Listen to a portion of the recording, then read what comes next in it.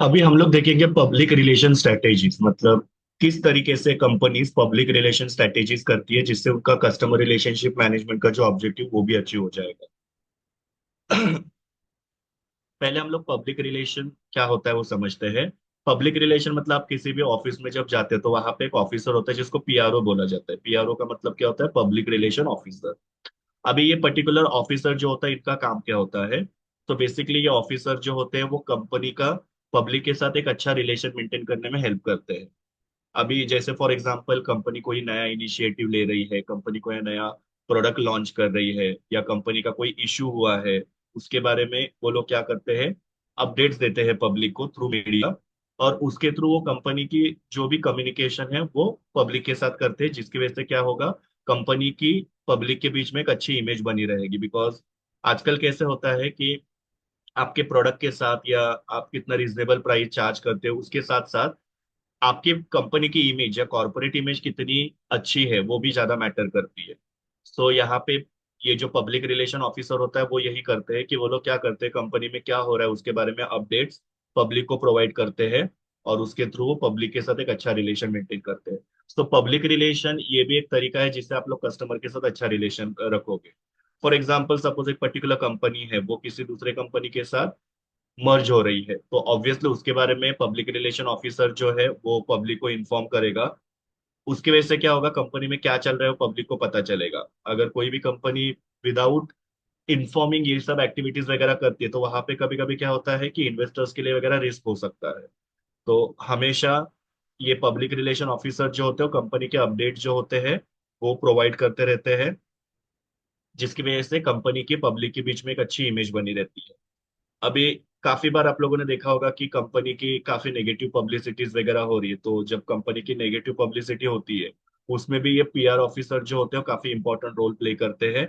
वो लोग क्या करते हैं, कंपनी के बारे में जितनी भी नेगेटिव इंफॉर्मेशन मार्केट में वायरल हो रही है उसके लिए वो लोग क्या करते हैं, मीडिया के सामने आके सारी चीजें क्लैरिफाई करते हैं, जिसकी वजह से लोगों को पता चले कि एक्चुअली में क्या फैक्ट है करके। अभी आप लोगों ने काफी सारे कंपनियों के कंट्रोवर्सीज देखे होंगे, जैसे मैगी हो गया या पेप्सी हो गया, या ऐसे बहुत सारी कंपनियां हैं जिनके बहुत सारे ऐसे कंट्रोवर्सीज हुए हैं। और कंट्रोवर्सीज की वजह से क्या होता है, इतने सालों से जो कंपनी ने अपनी इमेज बिल्टअप की हुई है वो इमेज कहीं ना कहीं पे अफेक्ट होने लगती है। सो हर एक कंपनी चाहती है कि उनकी इमेज जो है वो अफेक्ट ना हो, इसके वजह से यहाँ पे पीआर ऑफिसर जो होता है वो काफी ज्यादा इंपॉर्टेंट रोल प्ले करता है। वो क्या करते हैं, कंपनी में क्या हो रहा है उसके जो रियल अपडेट्स है वो मीडिया में पहुंचाते हैं, और जिसकी वजह से पब्लिक को क्लियर होता है कि क्या एक्चुअली में सिचुएशन है। क्योंकि आपको पता है कि एक हाथ कोई रूमर जब किसी कंपनी के बारे में आता है तो उसके बारे में न जाने कितनी सारी चीजें सोशल मीडिया की वजह से वायरल होती रहती है, और उसकी वजह से दिन ब दिन कंपनी की इमेज जो होती है वो स्पॉइल होती जाती है। कॉर्पोरेट इमेज कहीं ना कहीं पे खराब होती रहती है, तो उस केस में ये पीआर ऑफिसर जो होते हैं वो काफी इंपॉर्टेंट रोल प्ले करते हैं। वो हर एक चीज का क्लैरिफिकेशन देते हैं, किस तरीके से जो कंपनी का कंट्रोवर्सी हुआ था उसमें से कंपनी बाहर निकलने की कोशिश कर रही है, कंपनी की नई स्ट्रैटेजी क्या है उसके बारे में वो लोग क्या करते हैं, पब्लिक को बताते हैं। उसकी वजह से उनका पब्लिक के साथ एक अच्छा रिलेशन बिल्टअप होता है। सो ये वर्ड से ही पता चलता है कि पब्लिक रिलेशन क्या होता है करके। So public relation is nothing but maintaining good relation with the society. Because society के साथ जब आप लोग अच्छा रिलेशन नहीं रखोगे, स्टेक होल्डर के साथ अच्छा रिलेशन नहीं रखोगे, तो सिर्फ अच्छा प्रोडक्ट या रीजनेबल प्राइस से आप लोग मार्केट में कंपटीशन को नहीं फेस कर पाते। सो यहाँ पे आप लोगों को सबके साथ अच्छा रिलेशन रखना पड़ता है, और उसी को यहाँ पे पब्लिक रिलेशन बोला जाता है। अभी हम लोग देखते हैं पब्लिक रिलेशन क्यों इंपॉर्टेंट है। तो ऑलरेडी मैंने आप लोगों को बताया कुछ पॉइंट्स कि किस तरीके से पब्लिक रिलेशन ऑफिसर जो होता है वो पब्लिक के साथ अच्छा रिलेशन रखता है और उसके क्या फायदे होते हैं। तो यहाँ पे अभी हम लोग देखते हैं वन बाय वन। सबसे पहले है रेपुटेशन मैनेजमेंट। पब्लिक रिलेशन की वजह से क्या होता है कि कंपनी की एक पॉजिटिव रेपुटेशन जो होती है वो मार्केट में बनी रहती है। मार्केट में मतलब क्या होता है, स्टेक होल्डर्स वगैरह जो होते हैं, स्पेशली जो कस्टमर्स होते हैं, शेयर होल्डर्स होते हैं, उनके बीच में कंपनी की अच्छी रेपुटेशन बिल्ड होती है। बिकॉज जैसे मैंने आप लोगों को बोला कि कंपनी हर एक इंफॉर्मेशन जो है वो पब्लिक को प्रोवाइड करती है, तो पब्लिक को पता है कंपनी में क्या चल रहा है करके। ओके, तो उसकी वजह से क्या हो रहा है, यहाँ पे कंपनी की अच्छी रेपुटेशन बिल्ड होने में पब्लिक रिलेशन स्ट्रैटेजी जो है वो हेल्प करता है। क्राइसिस मिटिगेशन मतलब जैसे मैंने अभी आप लोगों को बोला कि कंपनी का कोई अगर सपोज कंट्रोवर्सी चल रही है, तो उस कंट्रोवर्सी में अगर कंपनी चुप रहेगी तो उससे क्या होगा, कंपनी के बारे में और नेगेटिव बोला जाएगा, और ऐसा दिन आएगा कि शायद तक कंपनी को क्लोज करना पड़ेगा। पर उस केस में पब्लिक रिलेशन ऑफिसर क्या करता है, भले ही कंपनी की कोई कंट्रोवर्सी हुई रहने दो, उसके बारे में प्रॉपर क्लैरिफिकेशन जो है वो पब्लिक रिलेशन ऑफिसर मीडिया के थ्रू पब्लिक तक पहुंचाते हैं। और वो लोग बताते हैं कि ये जो क्राइसिस है इसमें से बाहर आने के लिए कंपनी क्या नई स्ट्रेटेजी बना रही है। जैसे मैगी का इशू हुआ था, तो मैगी का इशू जब हुआ था तो उन्होंने बताया था कि एक्चुअली में क्या इशू हो रहा था करके। और फिर बाद में मैगी ने उस इशू में से बाहर आने के लिए कैसे सेफ्टी मेजर्स वगैरह अडॉप्ट किए हैं, कैसे अभी केयरफुली वहां पे प्रोडक्शन किया जाता है, वो सब उन्होंने वहां पे बताया। और उसकी वजह से उन्होंने अपनी क्राइसिस को मिटिगेट किया। मिटिगेट करना मतलब क्या, मिनिमाइज कर। अगर उन्होंने वहां पे पब्लिक रिलेशन ऑफिसर ने अगर मीडिया को एक्सप्लेनेशन नहीं देता दिया होता, या फिर उन्होंने काफी सारे एड कैंपेन बनाए जिसके अंदर भी उन्होंने बताया कि मैगी कितना सेफ है करके, तो उनका वो क्राइसिस मिटिगेशन होता नहीं। सो अपने क्राइसिस को कम करने के लिए जो है वो यहाँ पे पब्लिक रिलेशन स्ट्रेटेजी जो होती है काफी इंपॉर्टेंट रोल प्ले करता है। उसके बाद में ब्रांड अवेयरनेस ना, ब्रांड अवेयरनेस का मतलब क्या होता है कि कंपनी का अगर सपोज कोई नया ब्रांड मार्केट में लॉन्च होने जा रहा है तो उसके बारे में प्रेस कॉन्फ्रेंसेस बुलाई जाती है, इवेंट्स वगैरह होते हैं, मीडिया कवरेज किया जाता है, और काफी सारे ऑनलाइन एक्टिविटीज होती है जिसके थ्रू वो नए ब्रांड के बारे में लोगों के बीच में अवेयरनेस क्रिएट होती है। जैसे आप लोग देखते हो कि गाड़ियों के नए नए मॉडल्स आते हैं, या फिर आप लोग देखते हो मोबाइल के नए नए मॉडल्स आते रहते हैं, तो उसके बारे में क्या होता है, यहाँ पे पब्लिक रिलेशन ऑफिसर जो होता है वो मीडिया कवरेज के थ्रू, इवेंट्स के थ्रू लोगों को वो इन्फॉर्म करता है, जिसकी वजह से नए प्रोडक्ट्स की ब्रांड इमेज क्रिएट करने में काफी ज्यादा हेल्पफुल होता है। Then next one is audience engagement. Audience engagement मतलब क्या होता है, एक ऑडियंस के साथ कनेक्ट होना या ऑडियंस के साथ एक रिलेशन डेवलप करना। सो यहाँ पे ये पब्लिक रिलेशन जो होता है वो क्या करता है, ऑडियंस के साथ कंपनी को कनेक्ट करने में हेल्प करता है। Then next one is media relation. Obviously media एक ऐसी चीज है जिसकी वजह से क्या होता है, कंपनियां जो है वो टॉप में पहुंचती है, मतलब काफी सारी मीडिया कंपनी के बारे में पॉजिटिव चीजें हाईलाइट करते हैं जिसकी वजह से लोगों के बीच में कंपनी की एक अच्छी इमेज बनती है। सो अगर आप लोग पब्लिक रिलेशन मेंटेन करोगे, पब्लिक रिलेशन हम लोग कैसे मेंटेन करते हैं, तो मीडिया के थ्रू सारी कंपनी जानकारी जो है पब्लिक को प्रोवाइड करते हैं। सो अगर मीडिया के साथ अच्छा रिलेशन रखेंगे तो डेफिनेटली क्या हो जाएगा, यहाँ पे कंपनी के बारे में पॉजिटिव रिपोर्टिंग किया जाएगा, कंपनी के बारे में पॉजिटिव बोला जाएगा, कंपनी को सपोर्ट मिलेगा मीडिया का। और अगर कोई कंट्रोवर्सी चल भी रही है तो कंट्रोवर्सी से में कंपनी क्या हो सकती है, बाहर आ सकती है। लेकिन अगर सपोज मीडिया के साथ अच्छा रिलेशन नहीं है तो वहां पे फिर क्या हो सकता है कि शायद तक कंपनी की इमेज और वर्स्ट हो सकती है। सो ये पब्लिक रिलेशन जो होता है ये इसके थ्रू क्या किया जाता है, मीडिया के साथ अच्छा रिलेशन रखा जा सकता है। और जब कोई कंपनी मीडिया के साथ अच्छा रिलेशन रखती है तो ऑब्वियसली जो स्टेक होल्डर्स है या मार्केट है उसके अंदर भी कंपनी की इमेज अच्छी बनी रह सकती है।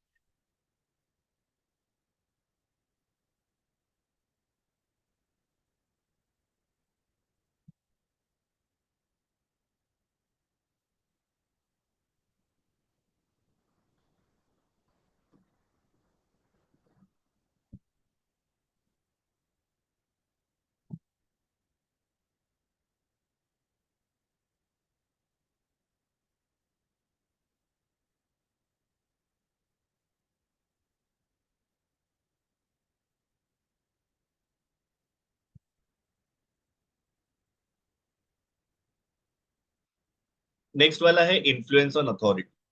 अभी इन्फ्लुएंस ऑन अथॉरिटी का मतलब क्या होता है, ये जो पीआर एक्टिविटी होते हैं, तो पीआर एक्टिविटी में क्या होता है कि एक्सपर्ट ओपिनियंस वगैरह दिए जाते हैं, रिसर्च शेयरिंग्स वगैरह किए जाते हैं।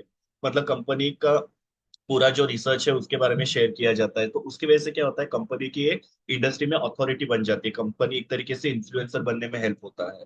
सो वो एक बेनिफिट यहाँ पे हो रहा है। Then credibility and trust. Credibility and trust का मतलब क्या होता है, क्रेडिबिलिटी का मतलब भी होता है लोगों का विश्वास होना। ओके। सो यहाँ पे क्या होता है देखो, कि जब भी कंपनी पीआर एक्टिविटीज करती है तो उसकी वजह से क्या होता है, स्टेक होल्डर्स के बीच में कंपनी की एक क्रेडिबिलिटी या ट्रस्ट जो है बिल्टअप होने में हेल्प करता है। Then strategic messaging. Strategic messaging का मतलब देखो क्या दिया यहाँ पे,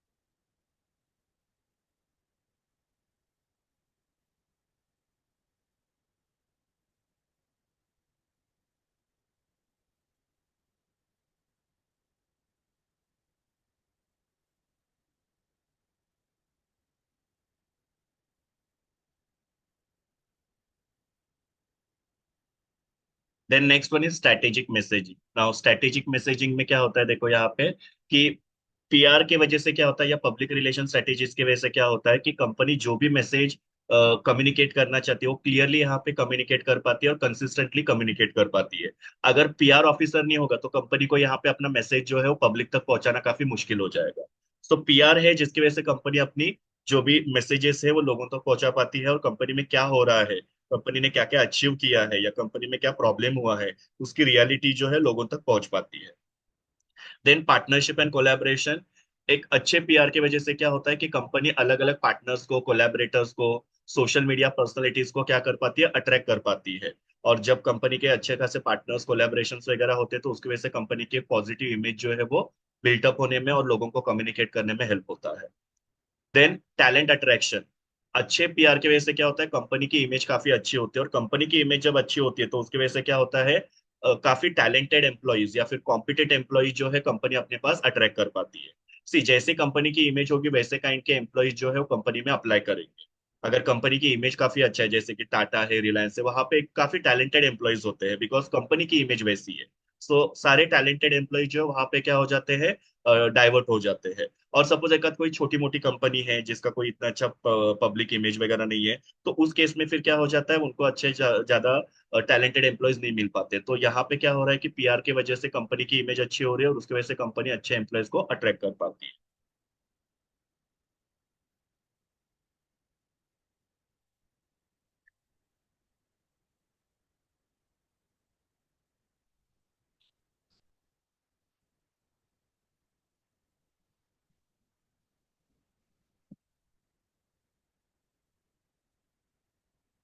then next one is market differentiation. Market differentiation मतलब क्या होता है, पीआर एक्टिविटी के थ्रू कंपनी क्या कर सकती है, अपनी कंपनी की इमेज डिफरेंशिएट कर पाती है बिकॉज मार्केट में आपको पता है बहुत ज्यादा कंपटीशन होती है। सो पीआर यहाँ पे क्या करते हैं, कंपनी के डिफरेंट इमेज या यूनिक इमेज जो है या कंपनी जो है कॉम्पिटिटर्स के कंपेयर में काफी ज्यादा स्टैंड आउट दिखती है या अलग दिखती है। पीआर एक्टिविटीज नहीं करेंगे तो ऑब्वियसली फिर क्या होगा, कंपनी जो है दूसरे कंपनी के जैसे ही दिखेगी और लोगों के माइंड में जो टॉप ऑफ माइंड इमेज होता है वो बिल्टअप नहीं होगा। सी मार्केट में इतनी कंपटीशन है तो शायद तक उस कंपटीशन में लोग आपको जानते होंगे, लेकिन हमेशा अपने आप को टॉप पे बना के रखने के लिए आप लोग को पीआर की जरूरत पड़ती है।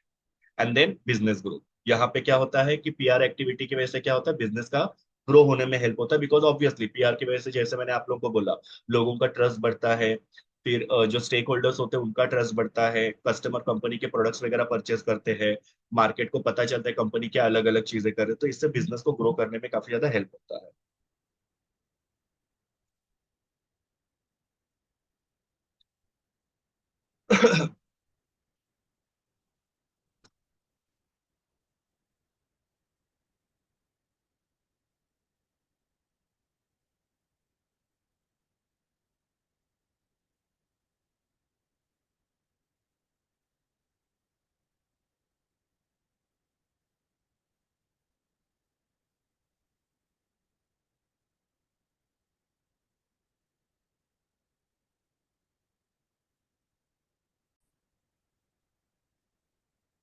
Then the next question related to public relation is best public relation strategy। मतलब जैसे मैंने आप लोगों को बोला कि पब्लिक रिलेशन जो है काफी ज्यादा इंपॉर्टेंट है। मतलब जितना आप लोग प्रोडक्ट के ऊपर फोकस करते हो, प्राइसिंग के ऊपर फोकस करते हो, प्रमोशन के ऊपर फोकस करते हो, पब्लिक रिलेशन भी एक प्रमोशन का ही तरीका है। लेकिन पब्लिक रिलेशन के लिए आप लोगों को बेस्ट स्ट्रेटेजी बनानी, तो कैसे आप बना सकते हो, तो यहाँ पे आप लोगों को क्लियर कम्युनिकेशन स्ट्रेटेजी बनानी है। मतलब आप क्या कम्युनिकेट करना चाहते हो लोगों को। मतलब सपोज आपका नया प्रोडक्ट आने वाला है या आप लोग को कोई सर्टिफिकेशन मिला हुआ है या कोई अवार्ड मिला है, उसके बारे में आप लोगों को क्या कम्युनिकेट करना चाहते हो वो क्लियर होना चाहिए। उसके लिए आपके ऑब्जेक्टिव जो है फिक्स होने चाहिए कि आप ये कम्युनिकेशन क्यों कर रहे हो। सो क्लियर कम्युनिकेशन की वजह से क्या होगा कि आप लोगों का मैसेज जो है वो आप लोग लोगों तक एकदम स्ट्रेट फॉरवर्ड और एकदम कॉन्क्रीट वे में क्या कर पाओगे, कम्युनिकेट कर पाओगे। लेकिन जब आपका कम्युनिकेशन में प्रॉपर क्लैरिटी नहीं होता है तो people will get confuse. So public relation करते समय हम लोग को सबसे पहले क्या करना है, हमारी कम्युनिकेशन को क्लियर रखना है। जो भी हम लोग कहना चाहते हैं वो क्लियर वर्ड्स में हम लोग को क्या करना है, पब्लिक तक पहुंचाना है। सो कम्युनिकेशन काफी क्लियर होनी चाहिए। दूसरा है क्रिएट क्वालिटी प्रेस मटेरियल। अभी आप जब पब्लिक रिलेशन करते हो तो आप लोगों ने जितना भी प्रिंटिंग किया हुआ है, जो पोस्टर्स वगैरह आप लोगों ने बनाए, वो सारे हाई क्वालिटी के होने चाहिए। बिकॉज कैसे होता है कि वहां पे फिर आपकी क्वालिटी दिखती है। अगर आपने कोई पोस्टर्स बनाए हैं या जो भी आपने कंटेंट वगैरह बनाया हुआ है, वो इतने हाई क्वालिटी का नहीं है, या वो पुअर क्वालिटी का है, या सब या सब स्टैंडर्ड क्वालिटी का है, तो उसका क्या होता है कि कहीं ना कहीं पे वो जो आपका प्रेस मटेरियल है उसके साथ लोग आपके कंपनी की इमेज को कनेक्ट करते हैं। सो अगर आपकी प्रेस मटेरियल की क्वालिटी डिटोरिएट तो अगर आपके प्रेस क्वालिटी का जो तो अगर आपके प्रेस मटेरियल का क्वालिटी जो है वो काफी ज्यादा सुपीरियर नहीं है या फिर इंफीरियर क्वालिटी का है, तो उससे क्या होगा कि लोग आपके कंपनी की इमेज के साथ उसको जोड़ेंगे और आपकी कंपनी की इमेज भी वो वैसे ही बनाएंगे। सो हमेशा जो भी आप लोग यहाँ पे मटेरियल बना रहे हो, प्रेस मटेरियल, वो आपका क्या होना चाहिए, हाई क्वालिटी का होना चाहिए। उसके बाद में बिल्ड रिलेशनशिप विद जर्नलिस्ट। ये काफी जरूरी होता है, बिकॉज मैंने आपको बोला कि मीडिया जो होती है वो काफी ज्यादा इंपॉर्टेंट होती है। मीडिया के साथ हर एक बिजनेसेस जो है वो अपना अच्छा रिलेशन डेवलप करते हैं, बिकॉज मीडिया जो है वो क्या करता है, आपके बारे में क्या बोलना है वो डिसाइड करता है। और आजकल मीडिया का काफी ज्यादा लोगों के ऊपर इम्पैक्ट होता है। जो भी मीडिया में डिस्कस किया जाता है वहां पे काफी सारे लोग जो बिलीव करते हैं। मैं ऐसा नहीं बोल रहा 100%, लेकिन most of the people will start believing it. जैसे कि सपोज किसी कंपनी के प्रोडक्ट के बारे में नेगेटिव अगर किसी मीडिया में बोला जा रहा है, तो obviously people will start believing on it. ये सुनो, सो हमेशा क्या करना है, यहाँ पे जर्नलिस्ट लोगों के साथ अच्छा रिलेशन रखना है, ताकि अगर कभी भी आपके कंपनी की कोई कंट्रोवर्सी भी होती है तो they will support you. Because जिस तरीके से रिपोर्टिंग किया जाता है that is more important. Negative अगर कुछ हो रहा है तो उसके बारे में भी एक अच्छी रिपोर्टिंग करके कंपनी को वो नेगेटिविटी में से बाहर लाया जा सकता है। लेकिन अगर सपोज जर्नलिस्ट के साथ अच्छा रिलेशन नहीं रखा तो शायद तक वहां पे ऐसे हो सकता है कि आपके बारे में कंट्रोवर्सी और ज्यादा बढ़ सकती है। ओके, सो इस तरीके से यहाँ पे जर्नलिस्ट लोगों के साथ अच्छा रिलेशन रखा जा सकता है, जिसके लिए अलग अलग प्लेटफॉर्म्स अवेलेबल है, जैसे HARO, ये जो प्लेटफॉर्म है यहाँ पे जर्नलिस्ट लोगों के साथ कंपनीज क्या कर सकती है, अपने रिलेशन डेवलप कर सकते हैं। Then establish an online presence, ये भी काफी जरूरी है। आजकल सोशल मीडिया काफी इंपॉर्टेंट रोल प्ले कर रहा है और सोशल मीडिया पे प्रेजेंट होता काफी जरूरी है। सिर्फ सोशल मीडिया पे हम लोग को अकाउंट्स क्रिएट नहीं करने हैं, तो रेगुलरली अपडेट्स डालते रहने हैं। आप लोग देखते हो कि कितने सारे सोशल मीडियाज है हमारे यहाँ पे, इंस्टाग्राम है, फेसबुक है, वहां पे कितने सारे अलग अलग टाइप के कंटेंट जो होते हैं वो कंपनीज क्या करते हैं, पोस्ट करते रहते हैं। क्योंकि आपने एक सिर्फ वेबसाइट बनाया या फिर किसी भी सोशल मीडिया पे आपने आपका अकाउंट बनाया और हो गया, वैसा नहीं होता है। आप लोगों को क्या करना है, जो भी कंटेंट है उसको टाइम टू टाइम जो है वो अपडेट करना है, उससे आपका पब्लिक रिलेशन अच्छा होने में हेल्प हो सकता है। सोशल मीडिया भी आजकल क्या कर रहा है, पब्लिक रिलेशन का काम कर रहा है। Then organize press conference and events, मतलब टाइम टू टाइम कंपनी को क्या करना चाहिए, प्रेस कॉन्फ्रेंसेस लेने चाहिए, जहां पे कंपनी कोई भी नई चीजें अगर हो रही है तो उसके बारे में अनाउंसमेंट्स करने चाहिए, या कंपनी को कोई अवार्ड मिल गया, सर्टिफिकेट मिल गया, या जो भी कंपनी में हैपनिंग हो रहा है उसके बारे में क्या होना चाहिए, प्रेस कॉन्फ्रेंस के अंदर उसको कवरेज करना चाहिए। उसकी वजह से क्या होता है, अगेन मैंने जैसे आप लोगों को बोला कि पब्लिक को कंपनी में क्या चल रहा है वो पता चलता है। और जो कंपनी में ज्यादा ट्रांसपेरेंसी होती है उस कंपनी के साथ कंपनी लोगों का क्या होता है, अच्छा रिलेशन डेवलप होने में हेल्प होता है। तो ये प्रेस कॉन्फ्रेंस इवेंट्स वगैरह जो होते हैं ये ऑर्गेनाइज करने के पीछे भी एक पर्पस होता है कि यहाँ पे पब्लिक रिलेशन जो है वो डेवलप करना है। Then leverage influencer. अभी लिवरेज इन्फ्लुएंसर का मतलब क्या होता है, आजकल आप लोगों को पता है कि सेलिब्रिटीज का जो काम है वो यहाँ पे क्या हो रहा है, जो इन्फ्लुएंसर होते हैं सोशल मीडिया पे, जिनके काफी सारे यहाँ पे सब्सक्राइबर्स वगैरह होते हैं या फॉलोअर्स वगैरह होते हैं, उनके साथ भी कंपनीज क्या कर सकती है, अच्छे से टाई अप वगैरह कर सकती है और उससे भी कंपनी का मार्केटिंग जो है एनहांस हो सकता है। सो काफी सारी कंपनी आजकल क्या कर रही है, जिनके भी बड़े बड़े सोशल मीडिया अकाउंट्स है तो उनके साथ टाई अप कर रही है और उसके थ्रू वो लोग कंपनी अपने प्रोडक्ट को प्रमोट कर रहे हैं। सो ये इन्फ्लुएंसर्स भी कभी कहीं ना कहीं पे कंपनी के PR का काम कर रहे हैं। वो लोग कंपनी के बारे में क्या कर रहे हैं, लोगों को बता रहे हैं। सो ये करना जरूरी है। उसके बाद में provide expert opinion and research. इसका मतलब क्या है, देखो कंपनी ने क्या करना चाहिए, एक इंडस्ट्री अथॉरिटी क्रिएट करनी चाहिए। एक पावरफुल PR स्ट्रेटेजी के लिए कंपनी ने अपना जो है वो क्या करना चाहिए, अथॉरिटी जो है मार्केट में एस्टेब्लिश करना काफी जरूरी है। अभी कंपनी किस तरीके से अपनी अथॉरिटी एस्टेब्लिश कर सकती है, तो कंपनी कुछ आर्टिकल्स वगैरह पब्लिश कर सकती है। आर्टिकल्स मतलब छोटे छोटे, कि जो भी बिजनेस के रिलेटेड इंफॉर्मेशन है उसके बारे में आर्टिकल्स कंपनी पब्लिश कर सकती है। कुछ रिसर्च वगैरह कंपनी ले सकती है। फिर कुछ एक्सपर्ट ओपिनियन जो होता है उसके रिलेटेड कंपनी कुछ प्रोग्राम्स वगैरह ऑर्गेनाइज कर सकती है। तो इससे भी क्या होता है कि यहाँ पे कंपनी अपनी जो एक्सपर्टीज है वो लोगों के साथ शेयर कर रही है। उससे भी पब्लिक रिलेशन ऑफिस उससे भी पब्लिक रिलेशन जो है वो डेवलप होने में हेल्प होता है। क्योंकि आप लोग क्या कर रहे हो कि लोगों को एक्सपर्ट ओपिनियन दे रहे हो, लोगों को इन्फॉर्मेशन प्रोवाइड कर रहे हो रिसर्च के थ्रू या आर्टिकल्स के थ्रू। तो ये भी जो है पब्लिक रिलेशन जो है वो क्रिएट करने का तरीका है। Then build long term client and partnership relationship. आपको क्या करना है, अपने कस्टमर के साथ लॉन्ग टर्म रिलेशन डेवलप करना है, उससे कस्टमर्स की लॉयल्टी जो है बढ़ने में हेल्प हो जाएगा। इवन आपके जो पार्टनर्स है उनके साथ भी आप लोग को क्या करना है, अच्छे रिलेशंस वगैरह डेवलप करते रहना है, बिकॉज यही लोग होते हैं जिनकी वजह से हमारा बिजनेस ग्रो करता है। सोल हमारा प्रोडक्ट ही बहुत अच्छा है, इसकी वजह से मेरा बिजनेस बढ़ रहा है, ऐसा नहीं हो सकता है। आप लोगों के साथ पूरा टीम होता है, और वो टीम जो होता है वो उसमें आपके कस्टमर्स होते हैं, पार्टनर्स होते हैं, और भी बहुत सारे लोग होते हैं जिनकी वजह से आपका बिजनेस जो है ग्रो करने में हेल्प होता है। तो इनके साथ आपको अच्छा लॉन्ग टर्म रिलेशन जो बिल्टअप करना है। Then create your authority then create authority then create authoritative then create authoritative then create authoritative then create authoritative video content. Authoritative का वीडियो कंटेंट का मतलब क्या होता है कि यहाँ पे कंपनी ने क्या करना चाहिए, अपना एक्सपर्टीज दिखाना काफी जरूरी है। मतलब यहाँ पे कंपनी ने क्या करना चाहिए कि लोगों को अपने प्रोडक्ट के अंदर क्या स्पेशल है, या फिर हम लोग कंपनी किस तरीके से यहाँ पे एक्सपर्ट है उसके बारे में लोगों को विजुअली दिखाना चाहिए। Then next one is create authoritative video content. अभी ऑथोरिटेटिव का वीडियो कंटेंट का मतलब क्या होता है कि कंपनीज कुछ वीडियोस बना सकती है, और वीडियोस के थ्रू क्या कर सकती है, कंपनी अपनी एक्सपर्टीज को विजुअली लोगों को दिखा सकती है। क्योंकि कैसे होता है कि जो दिखता है वो ज्यादा रिटेन रहता है माइंड। आप लोग सिर्फ इंफॉर्मेशन प्रोवाइड करोगे verbally, and if you will not show anything then definitely people may forget what you said.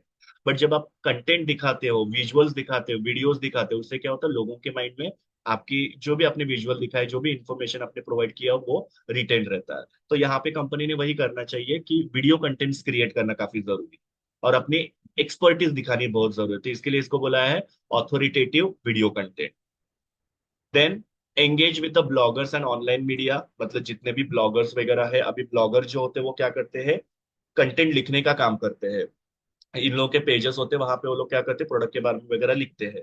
और ऑनलाइन मीडियाज वगैरह होती है, तो उनके साथ भी यहाँ पे कंपनी ने क्या करना चाहिए, अच्छा रिलेशन डेवलप करना चाहिए। उससे भी पब्लिक रिलेशन हो सकता है, बिकॉज ब्लॉगर्स के थ्रू, ऑनलाइन मीडिया के थ्रू कंपनी क्या कर सकती है, अपनी इंफॉर्मेशन जो लोगों तक पहुंचा सकती है।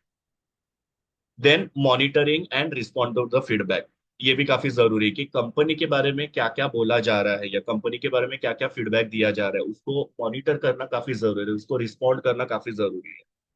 लोग फीडबैक दे रहे हो और आप उसको इग्नोर कर रहे हो, या फिर उसके ऊपर आप लोग कोई इम्प्रोवाइजेशन नहीं कर रहे हो, तो that will not serve the purpose. या उसकी वजह से जो है फिर क्या हो सकता है, लोगों के बीच में नेगेटिविटी आ सकती है कि कंपनी जो है वो क्या कर रही है, हम लोग जो फीडबैक दे रहे हैं उसके ऊपर कोई भी रिस्पॉन्ड नहीं कर रही करके। सो जो कंपनियां रिस्पॉन्ड नहीं करती तो वो कंपनी की शायद तक लोगों के बीच में इतनी अच्छी इमेज नहीं बनाएगी। लेकिन जो कंपनियां लोगों के फीडबैक के ऊपर, रिस्पॉन्स के ऊपर लेकिन जो कंपनी लोगों की फीडबैक के हिसाब से इम्प्रोवाइजेशन करते हैं, उनका डेफिनेटली क्या होता है, यहाँ पे कस्टमर के साथ एक अच्छा रिलेशन डेवलप करने में हेल्प होता है, और कस्टमर जो कंपनी के साथ अटैच हो जाते हैं वो काफी ज्यादा इंपॉर्टेंट है। तो मीडिया तो इसके लिए monitoring and responding to the तो इसके लिए monitoring and responding to the feedback is very very necessary. जहां पे भी जो भी कमेंट्स दिए दिए जा रहे हैं, भले वो पॉजिटिव कमेंट्स हो, नेगेटिव कमेंट्स हो, हर एक को यहाँ पे कंपनी ने क्या करना चाहिए, आंसर करना चाहिए। And the last one is use events to capture the attention. मतलब यहाँ पे कंपनी ने अलग अलग टाइप के इवेंट्स करने चाहिए, जैसे कि वर्कशॉप्स हो सकते हैं, सेमिनार्स हो सकते हैं, वेबिनार्स हो सकते हैं। फिर कंपनी यहाँ पे प्रोडक्ट लॉन्च के लिए कोई इवेंट रख सकती है, इन्फ्लुएंसर्स का कोलैबोरेशंस वगैरह रख सकती है, कोई कॉन्टेस्ट वगैरह रख सकती है, चैरिटी इवेंट्स वगैरह कर सकती है। ये जो इवेंट्स होते हैं, ये इवेंट जो होते हैं काफी ज्यादा क्या करते हैं, कंपनी के बारे में अटेंशन कैप्चर करते हैं। मतलब यहाँ पे आपकी कंपनी जो होती है वो हाईलाइट हो जाती है। इसके लिए इवेंट्स जो है वो ऑर्गेनाइज करना काफी जरूरी होता है। इसके थ्रू भी कंपनी अपना जो पब्लिक रिलेशन है वो मेंटेन कर सकती है। तो इस तरीके से अलग अलग स्ट्रैटेजीज बताइए कि किस तरीके से कंपनी अपना यहाँ पे पब्लिक रिलेशन डेवलप कर सकती है। उसके बाद में है कस्टमर एंगेजमेंट।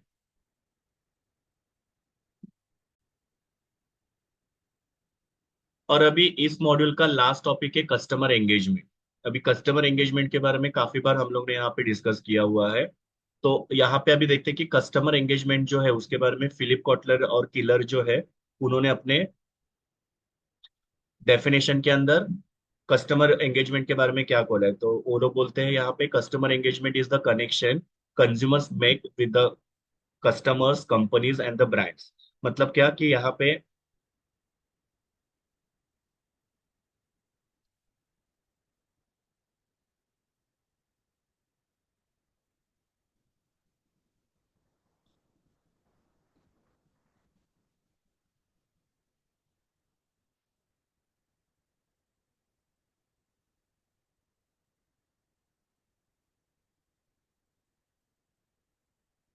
और अभी इस पर्टिकुलर मॉड्यूल, और यहाँ पे अभी हम लोग लास्ट क्वेश्चन देखने जा रहे हैं यूनिट नंबर 2 का जो ए पार्ट है उसका। उसका नाम है, अभी यहाँ पे हम लोग नेक्स्ट टॉपिक देखने जा रहे हैं जो है कस्टमर एंगेजमेंट। अभी कस्टमर एंगेजमेंट क्या होता है, तो यहाँ पे अगर आप लोग फिलिप कॉटलर और किलर जो इनका डेफिनेशन पढ़ोगे तो उन्होंने यहाँ पे क्लियरली बताया कि कस्टमर एंगेजमेंट का मतलब क्या होता है। तो कस्टमर जो होते हैं वो दूसरे कस्टमर्स के साथ या कंपनी के साथ या कंपनी के ब्रांड के साथ कैसे कनेक्शन डेवलप करते हैं, that is called as customer connection करके।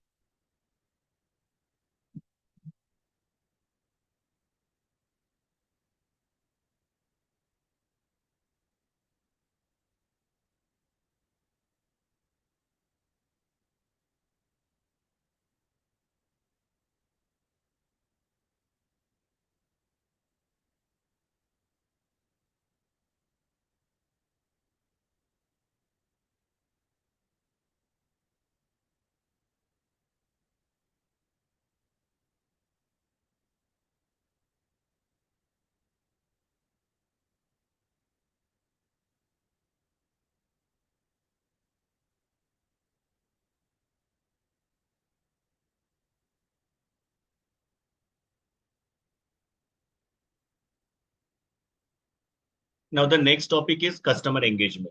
अभी सबसे पहले एंगेजमेंट क्या होता है वो हम लोग समझते हैं यहाँ पे। कस्टमर एंगेजमेंट मतलब कस्टमर कितना कंपनी के साथ या कंपनी के प्रोडक्ट्स के साथ कनेक्ट हो रहे हैं उसको हम लोग बोलते हैं कस्टमर एंगेजमेंट। जैसे हम लोग एग्जांपल लेते हैं जोमेटो वगैरह है या फिर जो भी ये ई कॉमर्स कंपनीज है, ये लोग क्या कर रहे हैं कस्टमर्स को आजकल पर्सनलाइज सर्विसेज दे रहे हैं। पर्सनलाइज मतलब क्या, इंडिविजुअल कस्टमर के रिक्वायरमेंट के हिसाब से उनको प्रोडक्ट जो है ऑफर कर रहे हैं।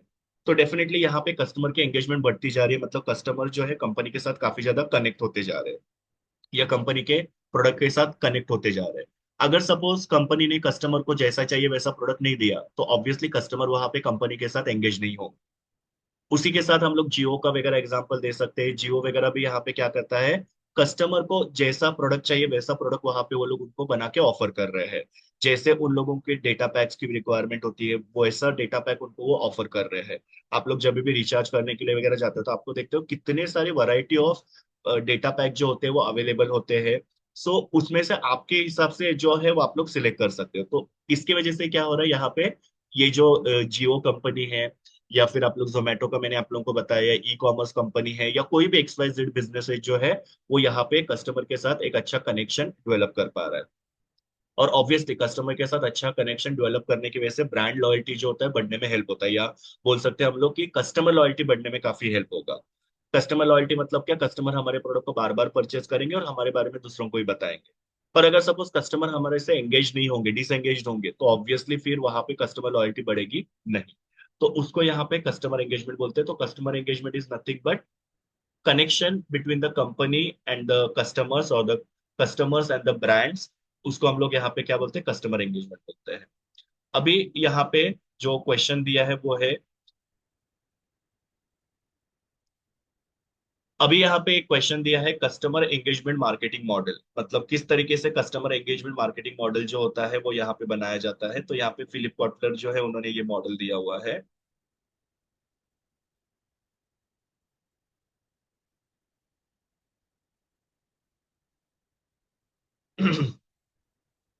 अभी हम लोग यहाँ पे देखते हैं कस्टमर एंगेजमेंट मार्केटिंग मॉडल, मतलब किस तरीके से हम लोग कस्टमर को एंगेज करने के लिए मार्केटिंग मॉडल बना सकते हैं। तो उसके बारे में यहाँ पे दिया है। तो अगर ये मॉडल आप लोग देखोगे तो ये मॉडल के अंदर टोटल यहाँ पे 7 पॉइंट्स दिए हुए हैं, जिसमें देखो स्टेप बाय स्टेप कैसे होता है। सबसे पहले होता है अवेयरनेस। ये मॉडल के अंदर सबसे पहले होता है अवेयरनेस आता है। इसमें क्या होता है देखो, इसमें क्या होता है देखो, attract potential customers through targeted advertising, social media and content marketing. मतलब क्या यहाँ पे कंपनी क्या कर रही है, कस्टमर्स को अट्रैक्ट करने की कोशिश कर रही है। उसके लिए कंपनी टारगेटेड एडवर्टाइजिंग वगैरह कर सकती है, सोशल मीडिया यूज कर सकती है, या कोई कंटेंट मार्केटिंग वगैरह कंपनी यहाँ पे कर सकती है। मतलब कोई वीडियोस वगैरह पोस्ट के थ्रू वगैरह कंपनी मार्केटिंग कर सकती है, ताकि लोगों के बीच में हमारे प्रोडक्ट के बारे में अवेयरनेस क्रिएट हो।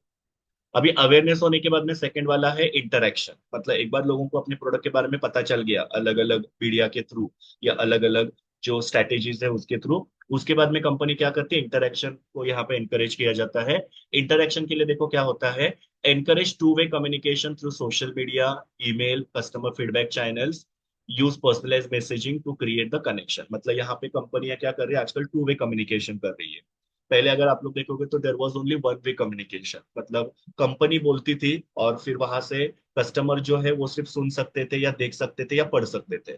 लेकिन आजकल क्या हो चुका है, ये सोशल मीडिया, ईमेल वगैरह, इनके थ्रू क्या हो चुका है कि कंपनियां यहाँ पे टू वे कम्युनिकेशन कर सकती है। जैसे कंपनी ने कोई प्रोडक्ट के बारे में अगर अपना पोस्ट वगैरह डाला, तो वहां पे लोग कमेंट में उसके बारे में लिख सकते हैं, या लाइक्स वगैरह दे सकते हैं लोग, या रिव्यूज वगैरह लोग देते हैं। तो ये टू वे कम्युनिकेशन होता है। मतलब कंपनी अपना कंटेंट दिखा रही है और लोग भी क्या कर रहे हैं, उस कंटेंट के ऊपर रिएक्ट कर रहे हैं।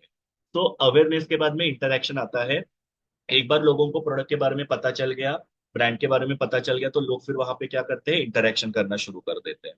उसके बाद में है एक्सपीरियंस। अभी एक्सपीरियंस में देखो क्या लिखा है, provide exceptional customer experience across all the touch point from website navigation to customer service, ensure consistency in branding and messaging. अभी यहाँ पे आपको क्या करना है, कस्टमर को एक बेटर एक्सपीरियंस क्रिएट करना है। अभी बेटर कस्टमर एक्सपीरियंस मतलब क्या होगा, कस्टमर को जो भी वो लोग हमारे पास से प्रोडक्ट परचेस करें उसमें ज्यादा हर्डल्स नहीं आने चाहिए, एकदम इजी वे होना चाहिए।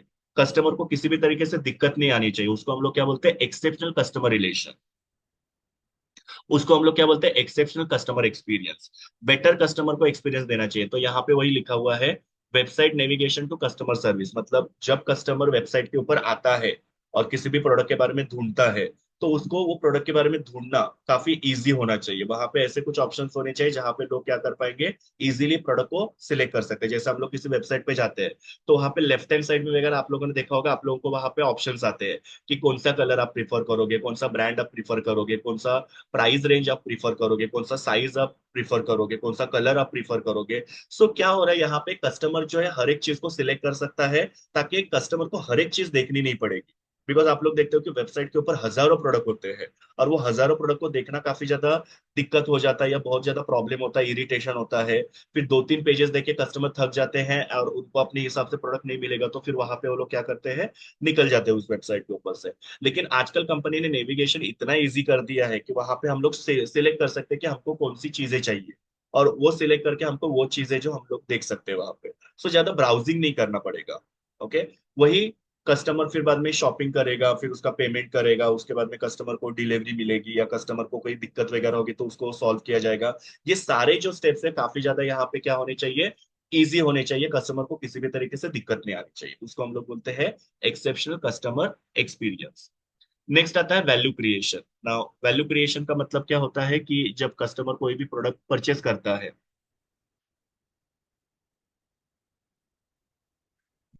Then next one is value creation. Value creation मतलब क्या, कस्टमर ने हमारे पास से प्रोडक्ट परचेस किया, अभी over and above product customer को और भी कुछ वैल्यू हम लोग को यहाँ पे क्रिएट करना है। जैसे कि आप लोग उन लोगों को कोई लॉयल्टी प्रोग्राम वगैरह दे सकते हो, कोई बेनिफिट्स वगैरह दे सकते हो, कोई रिवॉर्ड वगैरह दे सकते हो, आप लोग पॉइंट्स वगैरह दे सकते हो, या उनके अगर कोई प्रॉब्लम्स वगैरह है तो प्रॉब्लम को आप लोग सॉल्व करके दे सकते हो। ये सबसे क्या होता है, वैल्यू क्रिएशन होता है। मतलब जस्ट प्रोडक्ट को मत बेचो, हम लोग को क्या करना है, प्रोडक्ट के बियॉन्ड वहां पे और भी कुछ यूजफुल चीजें कस्टमर को ऑफर करनी चाहिए। सो इससे क्या होगा, कस्टमर थोड़े और ज्यादा सेटिस्फाइड होंगे। ओके। तो वो यहाँ पे पॉसिबल है। उसके बाद में फीडबैक एंड अडेप्शन। कस्टमर के पास से फीडबैक लेना काफी जरूरी है।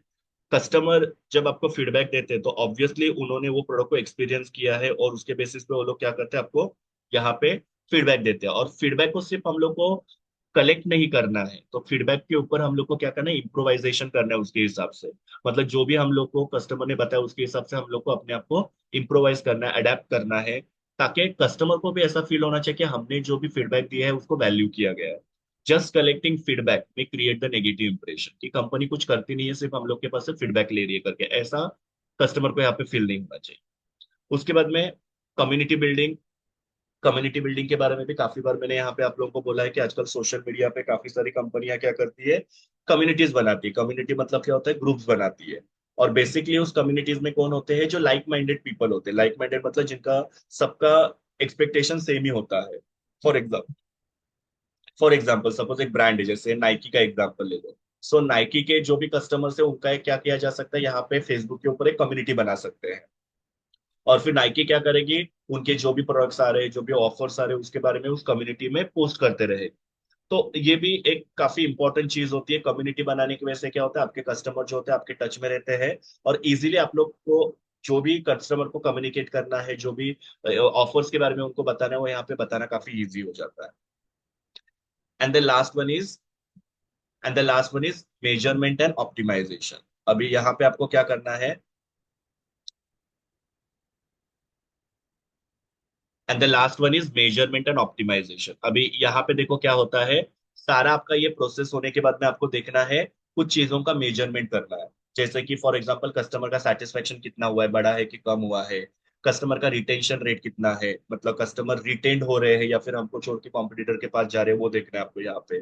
देन रेफरल एक्टिविटीज देखने की, कितने कस्टमर्स ने हमारे लिए नए नए कस्टमर्स बनाए हैं।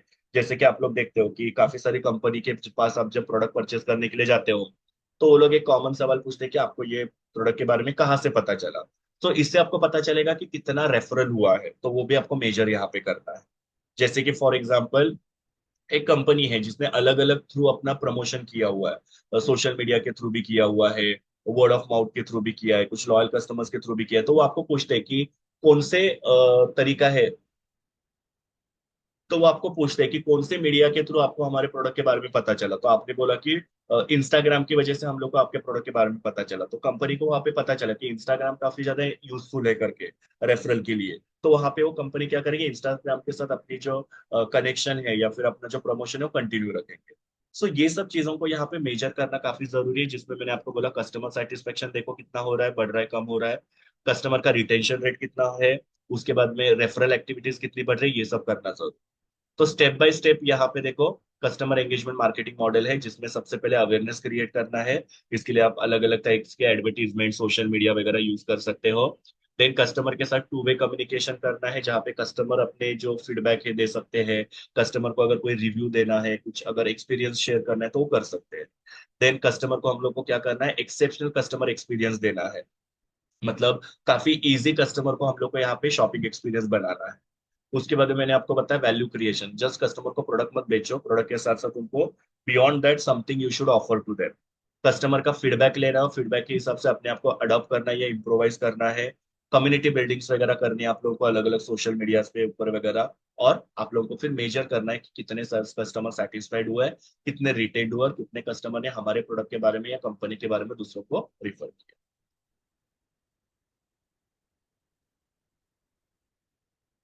सो इस तरीके से यहाँ पे हम लोग का यूनिट नंबर 2 जो है, उसका फर्स्ट पार्ट जो है खत्म हो जाता है।